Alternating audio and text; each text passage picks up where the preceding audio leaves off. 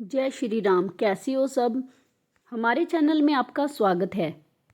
दोस्तों, आज इस वक्त का अनुभव देखने के बाद आपका दिमाग हिल जाएगा और आपके रोंगटे खड़े हो जाएंगे। आप खुद कहोगे कि ये तो सिर्फ और सिर्फ हमारे बजरंगबली ही कर सकते हैं। आइए इस वीडियो में जानते हैं कि हनुमान जी ने कैसे अपने भक्त की सहायता की और उसे संकट से बाहर निकाला। तो ध्यान से इस वीडियो को देखिए और समझिए। सभी भक्तों को जय श्री राम। मैं अपना नाम गुप्त रखना चाहती हूँ। मैं महाराष्ट्र की रहने वाली हूँ। आज मैं हम सबके लाडले और हम सभी पर अपनी कृपा बरसाने वाले, हमारे संकट में साथ रहने वाले संकट मोचन हमारे अति प्रिय हनुमान दादा के बारे में मैं अपने कुछ खास अनुभव सभी भक्तों के साथ शेयर करना चाहती हूँ। मैं बचपन से ही बहुत धार्मिक हूँ। मेरे घर में मेरे परिवार के सारे सदस्य भगवान बहुत विश्वास रखते हैं। मेरे कुल देव श्री कार भैरवनाथ जी हैं, जिन पर हमें अटूट विश्वास है। उन्होंने हमेशा ही हमें संभाला है। मैंने भी हमेशा ही उन्हें अपने साथ पाया है। मुझे ज़्यादा भक्ति नहीं आती, पर प्रयास करती रहती हूँ। मई 2022 में मेरे पीरियड्स 2 महीने के बाद आते थे और हर बार सिर्फ एक दिन के लिए ही आते थे। इसलिए मैं डॉक्टर के पास गई चेकअप कराने के लिए। ऐसा 3-4 महीने से चल रहा था, इसलिए मुझे डॉक्टर के पास जाना ही पड़ा। डॉक्टर ने मुझे बताया कि मुझे एंडोमेट्रियोसिस है। मुझे तो ये पता ही नहीं था आखिर ये होता ही क्या है। तब डॉक्टर ने समझाया कि यूट्रस में मल्टीपल सिस्ट है। ये सुनकर मेरे पैरों के थले से ज़मीन ही निकल गई।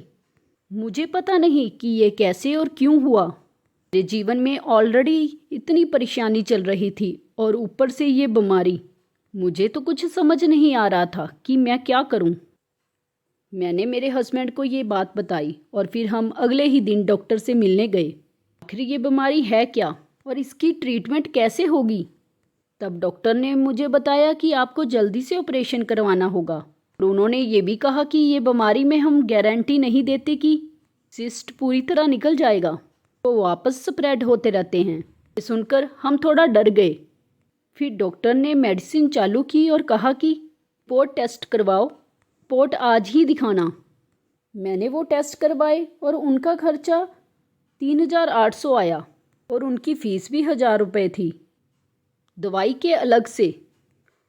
अब मैं क्या बताऊं कि उस मई के महीने में हमारे हाथ में सिर्फ 8 से 10 हज़ार ही रुपये थे। बहुत संभाल कर रखे थे हमने वो पैसे कि कुछ महीने हम निकाल पाएंगे। अब ये परेशानी आ गई और डॉक्टर ने अगले ही हफ्ते ऑपरेशन के लिए कहा था। मेरे ऑपरेशन की फ़ीस 18,000 थी। हमारे लिए वो रकम बहुत ज़्यादा थी, क्योंकि इतने पैसे ही नहीं थे हमारे पास। हम घर पर आए और मेरे हस्बैंड ने कहा कि मैं कहीं से पैसों का इंतज़ाम करता हूँ, तुम टेंशन मत लो। लेकिन आप ही बताओ कि मैं कैसे टेंशन नहीं लूँ। आप नहीं जानते कि क्या हालत हो गई थी हमारी। मेरी सोनोग्राफी हुई तो उसमें यूट्रस में सिस्ट दिख रहे थे। हमारे पास पैसों की कमी के कारण मैं ऑपरेशन नहीं गई। फिर हॉस्पिटल से फ़ोन आया। मैंने कहा कि मैं अगले हफ्ते ऑपरेशन करवाऊँगी। मुझे नेक्स्ट वीक फिर कॉल आया और वो रिमाइंडर कॉल था। मैंने उन्हें फिर से कहा कि मैं अभी ऑपरेशन नहीं करवाऊंगी। मैंने उन्हें कहा कि मुझे और 15 दिन चाहिए। ये कहकर मैंने फ़ोन रख दिया। मुझे कुछ दिन और चाहिए थे और पैसे जमा करने के लिए। बहुत ही कठिन समय से गुजर रहे थे हम। उस दिन मैं घर पर अकेली थी और बहुत ज़्यादा परेशान थी, क्योंकि ऐसी बीमारी और ऑपरेशन के खर्चा अलग। अब मैं क्या करूं? मैं कैसे बताऊं कि हम किस हालात से गुजर रहे थे। मेरे हस्बैंड ने किसी से 5,000 रुपये लिए थे मेरे इलाज के लिए। फिर एक दिन मैं बहुत परेशान थी कि कैसे होगा सब। तब मुझे मोबाइल पर यूट्यूब पर नीम करोरी बाबा जी की एक फ़ोटो के दर्शन हुए। मैंने उन्हें पहले भी देखा है, पर इस बार मैंने उनकी फ़ोटो देखने के बाद उनकी एक वीडियो भी देखी और मेरे सामने उनकी वही पिक्चर आई।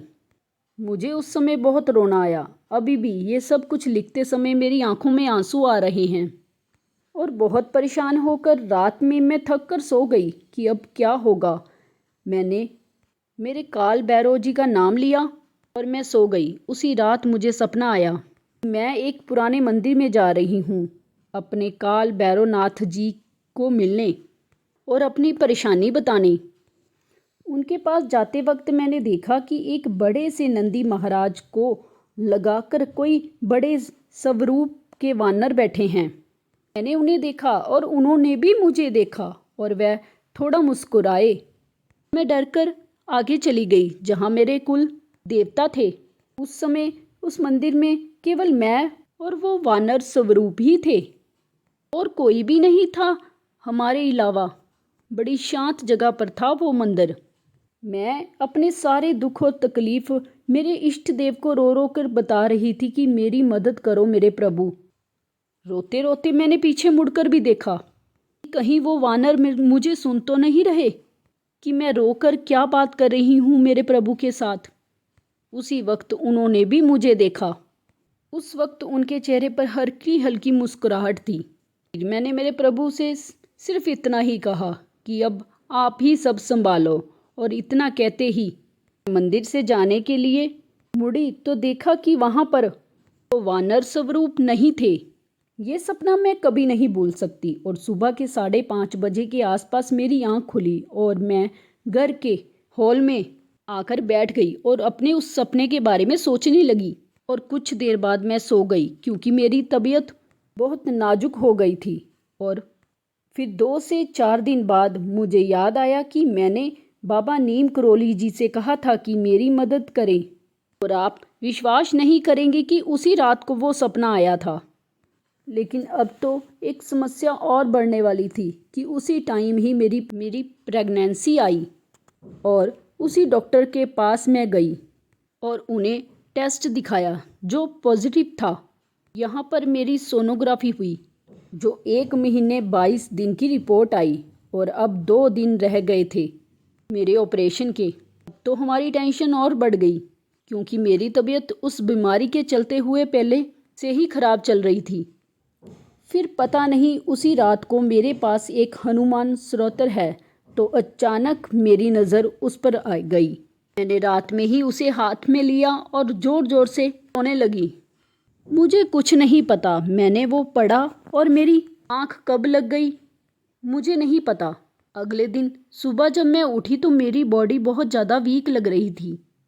उस दिन 1 जुलाई की डेट थी और मुझे अचानक से ब्लीडिंग शुरू हो गई और मेरी प्रेगनेंसी मिस हो गई और मेरी तबीयत ज़्यादा ख़राब हो गई।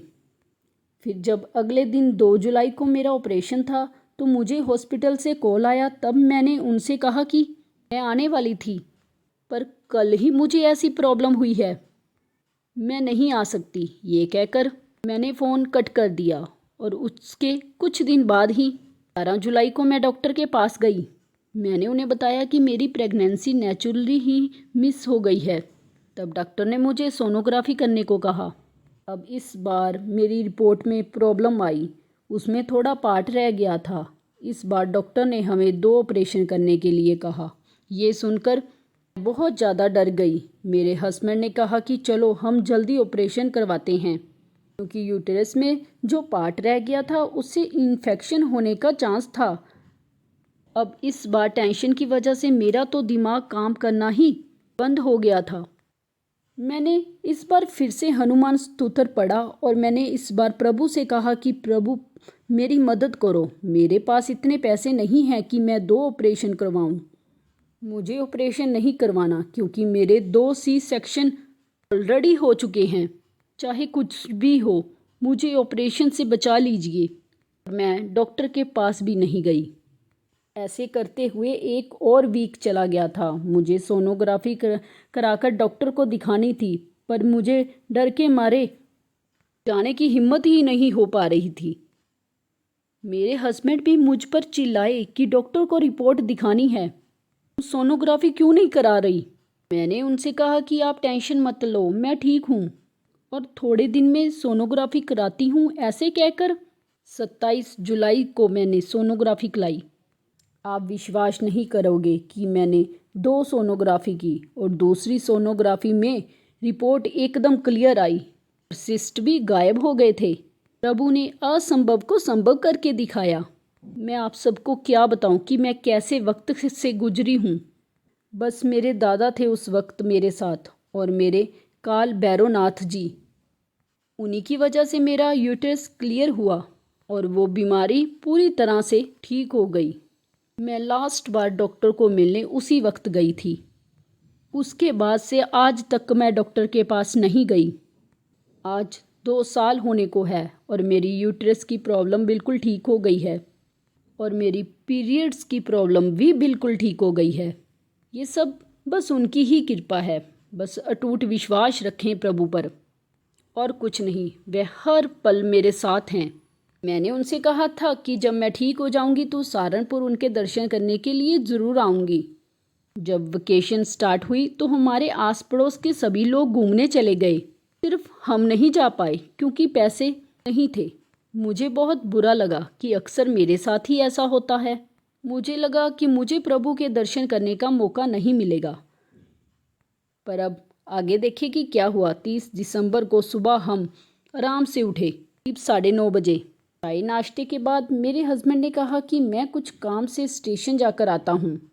तो मैंने उन्हें कहा कि आप वहाँ पूछ लो कि सहारनपुर के लिए बस कौन से दिन जाती है और टाइम क्या होता है बस का। मेरे हस्बैंड दोपहर के 12:30 बजे घर आए और उन्होंने कहा कि आज अभी 1.5 घंटे के बाद बस है, 2 बजे। मैंने कहा कि ठीक है और कहा कि हम 15 जनवरी को जाएंगे ना। तो वह बोले कि नहीं, हम आज ही जाएंगे।